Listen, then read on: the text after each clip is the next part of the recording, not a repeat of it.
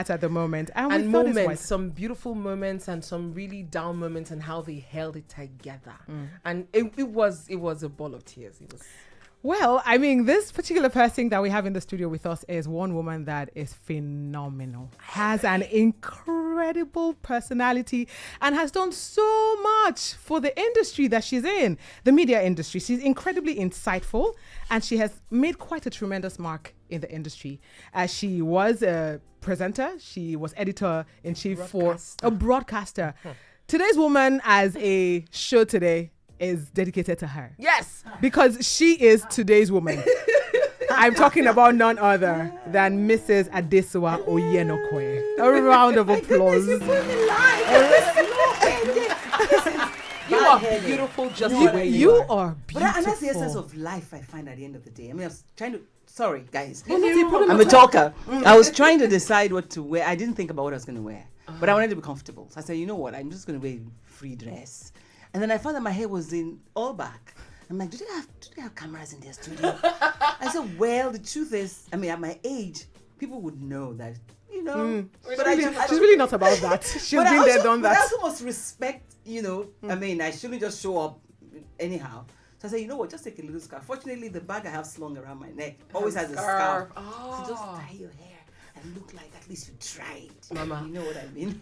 One of the things I love about you is how genuine you are. You're not trying to be like anybody. You're not making the statement you're making is not just for the heck of it. You are purposeful. Right. Now She's today's a woman, trailblazer. when we mentioned today's, when she told me, she's like, "What do you think?" I was like, "Don't say it twice. She's coming." Because how can we talk about today's woman without talking about today's woman? Right. Like, yes. Yeah. started. Okay, But the to the first time I extent had a that- conversation with her, Yeah. and I goes, "Oh, there's a show I want you to come on. It's today's woman." She's like, I'm like, okay, she's giving me the face because I know that she knows that I know that she is today's woman. And one thing that actually did stand out for me the second time we met and the conversation that we had was... We met only twice, huh? Yeah, we met only twice. We've known each other forever. And someone was going, oh, what's your frequency? What's the radio station? She goes, it's not about the radio station. It's about the impact. Even if it's one person that I'm there for, I want to be there for that person. And that's purpose. Thank you so much for coming in. Thank you so much. Okay. So when we're looking at today's woman, we thought about what came to mind. Why did you decide to do Today's Woman, the magazine, back then? What was the problem that you wanted to attend to? That's interesting because, I mean, I'm sure if you Googled my name, some things would come up. Yes. Right? And one of those things would be how even the name Today's Woman became a name I decided to use. But it wasn't originally for a magazine. It was for a TV show. You know, and TV show in 2000, you know, I was tired of working in the NTA. I was working in the NTA. Yes. You know, 1990. You know, I'm even forgetting time now. You are our role models. You are. You know? And then I'm like, you know, okay, I want to start a women's show. What I saw, the gap I saw in that time was a function of women not getting very good representation in the media, where I'll find fantastic women and they'd say, oh, I don't come on television. No, I don't. So let me do something for women. I wanted to make a magazine because I thought I wouldn't have the money for a TV show. But it turned out that I decided to talk to my bosses before. Give me credit. Let me do this show. I want women to have a space. So I started in a space where I felt comfortable. So it was about telling Today's Woman story, giving her that window on television where she can talk. So that's why Today's Woman started. But by 2000, when I wanted to start, 2000... Yeah, it was 2000 that the first show went on, right? The magazine started in 2007. Were you born in 2000? Were you born there? I was. I was. So toddlers or something. So you Yeah, I was obviously. I mean, I remember the very first signature tune I used. If tomorrow's Judgment Day and I'm standing on the front line and the world asks me what I did with my life, I will say I spent it with you. So for me, it was like the least I could do is to spend the least of my time with women, helping them to be better by bringing guests that they would love. And that was how Today's Woman came. The name was generic. In fact, just as I was coming here, my daughter was coming. She's coming home, and I said, "Oh, I'm going on a show. Sorry, I can't be home to be there. I sent someone to pick her." I said, "What should I say Today's Woman?" I said, "Am I your show?" I said, "It's not my show. It's interesting." It is Stop interesting. patented that name. I said, "No, but it's Today's Woman." And quite frankly, I have not published a magazine as Today's Woman for some time, like 3 years or so. It's like, you know what? Today's Woman is a big, wide poll from 18 up until 70. They're all women living today. Right. So you find your focus. So I believe your focus, based off of what you're saying, you want to talk to women who are managing their lives today. And therefore you're bringing, which is like the Today's Woman I was at that time. So now I'm the one that is Today's Woman talking to Today's woman. But I wanted to ask a question. What would you describe were the key challenges that women faced then and still are facing now? Well, you know, it's not a difficult question, but it's multifaceted. At the time, I told you, it was just women not really wanting to be public because they felt there was some, you know, I mean, in my time, it doesn't really change much where you see women in media and you look at them, you know, and therefore the media, there weren't too many women in media at that time. So women wouldn't feel comfortable being interviewed by men. You would have newspapers when I was starting to do this, there was nothing for women. It was only Punch that was doing something they called, I can't remember what it was called, but what they talked about was fashion. You know what I mean? Yeah. So you are like you're thinking of women, you're thinking of fashion, how you managing your family. Which is so narrow-minded. You know, there's so much to be done. Yes. You know? And so we felt maybe there are not enough women in the corporate world at that time. I remember very clearly later Kufurijo Olubi being one of the icons in that time, banker. She was the chairman of UBA, and there were some great women who were doing stuff. But that woman at that time, God rest her soul, had divorced and married, and she was still bearing her old husband's name because she had made up her name with the name. You know, she put it to Kufurijo Olubi. So people used to have this idea that women, so you think of powerful women are women who can't stay in husbands' homes, so you are judging her. We don't know what the problem was. So she was actually the reason I said, you know what, I've met such great women who are doing things as good as her. Why would she be the model that we're using to say women, because they're in the boardroom, maybe they're having challenges managing themselves in the boardroom. Let's tell the stories of those who are there. So they needed to trust somebody to tell it that would tell their story and not be focused on the negatives, because we're all both saints and sinners, right? Let's focus on the positives and see what we get. So it became a window for women, and it didn't matter where you were, whether you were grassroots or you were, what do you call it, Iroko root. That's high. You were elite. A woman, and your challenges, somebody might be watching who will get something from you. So that was it. So today, to come to your question, has it changed? They are facing different challenges. And what still remains a fact is that we need to share more with each other to help each other to grow. True. Because there was this gap where women became successful. They weren't, maybe the space in whatever space they were in was limited, and so it was like they are blocking others for coming, and so the younger ones couldn't rise up, and so you had organizations like Wimbase, which I was very much a part of at the beginning. Women in management and business at the beginning, the younger ones will feel, oh, the older ones, you know, they're how do you call holding? I mean, space. They're fighting. They're not pulling us up. There are too many older women. So, but the thing has transitioned to a place where we are beginning to understand ourselves better, you know, and we don't have to like each other. That's one thing I tell women. You don't have to like all women. I don't have to vote for a woman.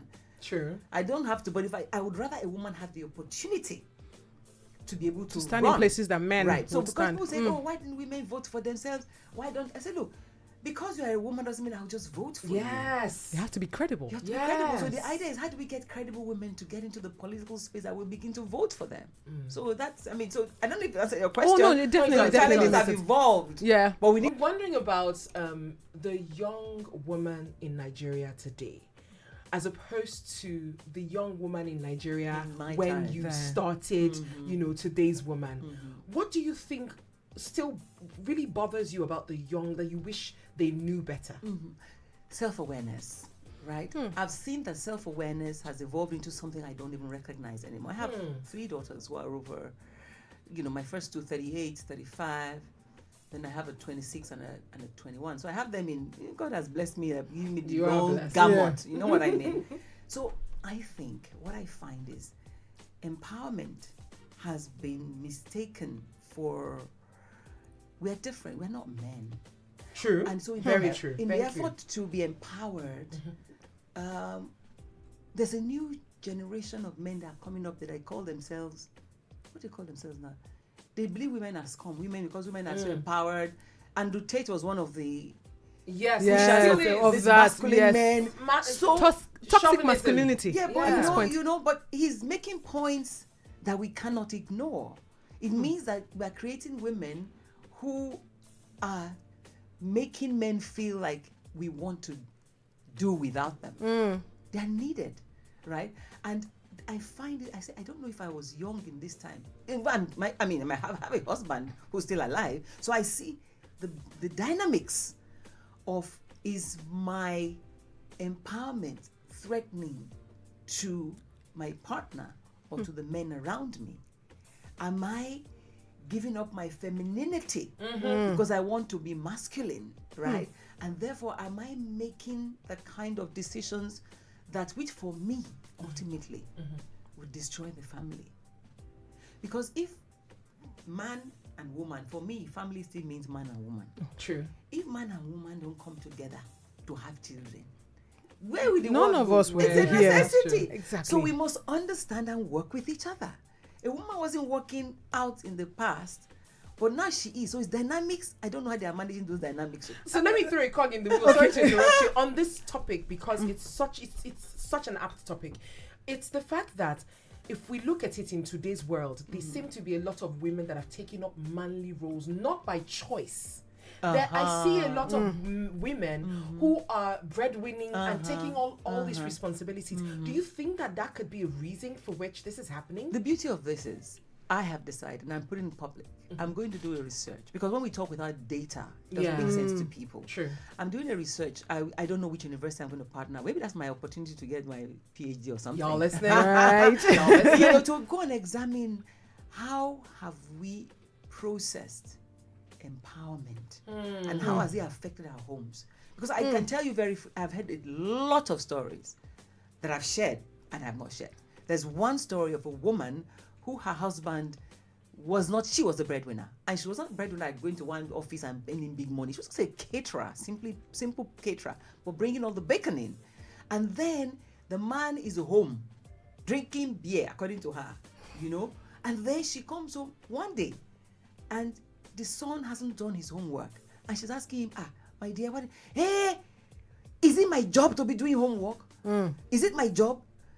And she goes, but is it my job to be bringing money home? He said, hey, you won't let me rest. If I want to take a beer, you know, so he was upset. So the question is, we know nature has put certain things. We cannot punch like a man can punch. True. We can't. You know, a man cannot carry a baby in the womb. A man cannot breastfeed. But even if he cannot breastfeed, he can bottle feed. True. He can. So because we are doing things that our society, because everybody has to earn money. True. Because we have to manage each other in a way that, because I'm earning money, does not mean that I am bigger than you. We are of equal value, equal integrity, but we're not the same people. So a family that has that kind of dynamic, the thing I say, because today I'm a relationship coach and this life has evolved to get me to that point. The family that sits down and says, you know what, this is my role, this is my responsibility. Sometimes it can change. Whoever is playing it should not overplay it. So a man should be grateful if his wife is bringing in, and the wife should not be sitting on him if Because the man she's bringing because in. he's so, but bringing you in. must talk to each other, because, for example, what that man said, the example I gave to you, that is in my job. Homework doesn't have label. There's no label It's to that. hand, and everybody has No hands. roles. It's not like All my of child. this. It's And our both child. hands. So it's for people to agree. I can imagine men feeling emasculated. They will refuse to agree. Yeah. When the woman is one that is paying the When bills. they cannot provide. You know. So if a woman even says good morning, the man might feel that good morning is not nice because she's bringing the money.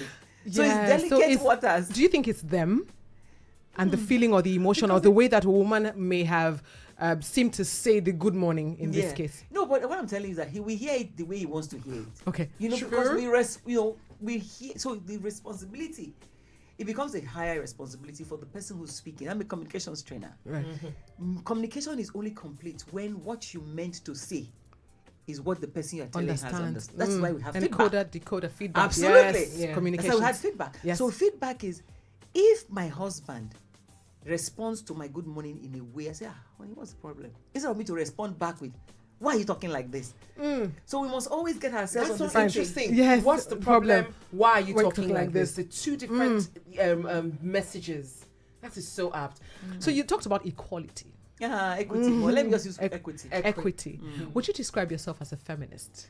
I am a feminist to the extent that I believe very much in women having the right to be anything they want to be. Okay. Let me give you one thing that my husband keeps saying, that you women keep talking about equity. Why is it that women are not, they're not struggling to be soldiers and go to the war front?